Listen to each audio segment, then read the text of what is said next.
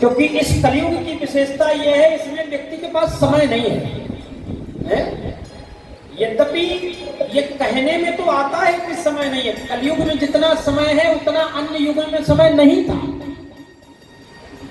आप लोग कथा के माध्यम से सुने, लेकिन कलयुग में समय का दुरुपयोग अधिक होता है, सदुपयोग कम होता है, इसलिए समय कम है। बोलो राधे राधे। जितने हैं सब कम वक्त हैं, जिससे पूछो महाराज कम समय, बहुत कम। यद्यपि समय बहुत है, आप यदि अपने ऊपर विचार करें तो आपको यह बात समझ में आएगी। कभी एकांत में सोचो, जब बैठ करके 1 घंटे मोबाइल हाथ में हो और व्हाट्सएप चल रहा हो, फिर देखो कि महाराज ये समय कहाँ जा रहा है, ये समय हमारे पास कहाँ से आया है? तो समय की कमी नहीं है, लेकिन समय का सदुपयोग कम हो गया, इसलिए कमी लगने लगी। बोलो राधे राधे। और जहां पर हमारा विचार जाना चाहिए वास्तविक समय पर, उस पर विचार जाता है। कलयुग में आयु कम हो गई। बोलो राधे राधे। ये तो हुआ, कलयुग में आयु अवश्य कम हो गई। यद्यपि कलयुग की जो अवस्था है मनुष्य के जीने की, वो 125 वर्ष की है। कितनी? 125 वर्ष व्यक्ति को जीना चाहिए, लेकिन हो कितनी गई?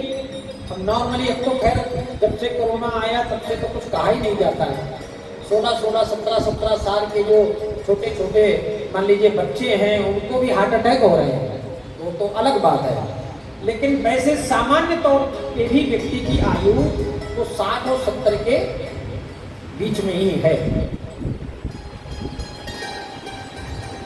तो जो वास्तविक समय है वो कम हो गया आयु का, लेकिन उस समय पर किसी की दृष्टि नहीं। इस पर हमारा ध्यान वही होना चाहिए। समय इतना कम है और उसमें भी महाराज हम व्हाट्सएप चला रहे हैं, फेसबुक चला रहे हैं, इंस्टाग्राम चला रहे हैं, न जाने कौन कौन सी ऐसी चीजों में हम उलझे हैं। कितना समय हम अपनी आयु का बर्बाद कर रहे हैं, इस पर समय नहीं है, ध्यान नहीं है। तो अभिप्राय क्या है? अभिप्राय ये है कि भगवान की कथा में जब हम आते हैं तो हमको वास्तविकता का अनुभव कराया जाता है, वास्तविकता बताई जाती है। भागवत का जो श्लोक है, धर्मः प्रोज्जित कैतवोत्त परमो निर्मत्सराणाम सताम, उसमें अंत में वास्तविक वस्तु का बोध क्या है उसकी चर्चा है। वास्तविकता क्या है वो समझने के लिए ये कथाएं होती हैं। बोलो राधे राधे। वास्तविक वस्तु का बोध हो जाए, इसलिए भागवत की कथा होती है। कल हमने चर्चा करी थी किस